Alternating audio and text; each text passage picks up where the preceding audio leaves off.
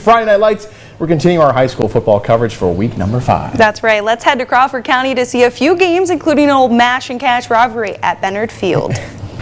Week 5 matchup here. Meadville, number 3. Jordan Lawrence is going to start things off as he gets the handoff. Goes down the field for a really nice rushing touchdown. Dodging, zigzagging through that defense, isn't slowing down until he makes it all the way over to the student section for a touchdown for the Bulldogs. It's 39-0 Meadville.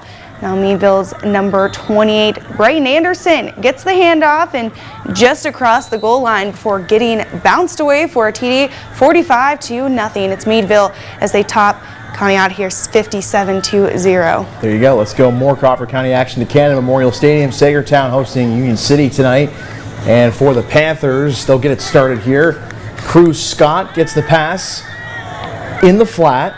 And he's going to take this one down the sideline. And finally taken down by a couple of Bears on the left sideline there. A few plays later here, Aaron Shartle finishing the job with a 1-yard touchdown run. And at this point, 12-7 the score. Panthers get on the board, but it's Union City picking up the win on the road by a final of 20-7. More Crawford County action to Cochrane, and we go. Cardinals home for the Mercer Mustangs. And for Mercer, they'll strike first here on the pitch. Left side, going around the outside here, and Mercer going to find the end zone here. 7-0 lead early for the Mustangs. But Cochrane going to try to answer back here. It'll be Walker Carroll. Off play action, throwing it deep. But Ben Godfrey comes up with the interception for Mercer downfield. However, Cochranton bounces back to get the win at home by a final of 16-13. One more score to get to as well on the Plyler Entry System scoreboard. And it's Northwestern falling on the road by a final of 68-7 at Oil City. And when top 10 Penn State takes the field Saturday night at home, it will face a big test in the Big Ten play. Absolutely. It's a battle of nationally ranked teams with the Nittany Lions annual whiteout game taking place when 24th ranked Iowa comes to State College. Nittany Nation's Andrew Clay has more on what Penn State needs to see come this week after an up and down game on the road against Illinois. A phrase a lot of Penn State fans muttered coming out of the road game at Illinois was that Penn State's offense was going to have to play better than that against Iowa on Saturday, and there's a lot of truth to that. The Hawkeyes are a team that has long given Penn State fits. Through 3 games, Penn State's offense has had the yards, it's had the points, but what it hasn't had is splashy, explosive plays. Penn State's had just 8 plays of 20 or more yards. That ranks 13th of 14 in the Big Ten. Fixing this is something Coach James Franklin certainly sees as a priority. He went out of his way to bring it up several times during his Tuesday press conference. Franklin believes opening up the passing game should open up a rushing game that defenses are lining up and challenging Penn State to run against. It's been very obvious that over the first 3 weeks that people are saying, you know, their defensive game plan is going to be based on stopping our running game. You know, to me, that's an exciting thing. That's an opportunity for us in the passing game. We've shown signs of it. We got to do it more consistently. Getting big plays against Iowa will not come easy on Saturday. The Hawkeyes led the nation a season ago and currently rank first in the Big Ten in fewest allowed. In University Park for your Nittany Nation, I'm Andrew Clay.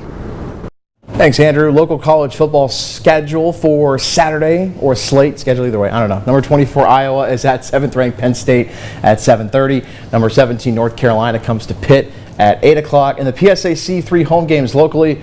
It starts with Edinburgh kicking off against California, PA at noon. Clarion at Gannon for homecoming for the Golden Knights at 1 o'clock. Mercier's is home for IUP at 1 p.m. as well. As far as the local NFL schedule on Sunday goes, Cleveland home for the Tennessee Titans at 1 o'clock. Bills are at the Commanders. The Steelers in the desert taking on the Raiders on Sunday Night Football at 8:20 p.m. And after the Erie Seawolves win over the Richmond Flying Squirrels on Thursday, they punched their ticket to the ELCS. The one play that is on repeat in everyone's mind is that 7th-inning 3-run shot to center field by a one Chris Myers. That's right, Mike. Well, Myers hit 2 home runs in the Southwest Division final game, securing 4 out of the 7 total runs for the day for Erie.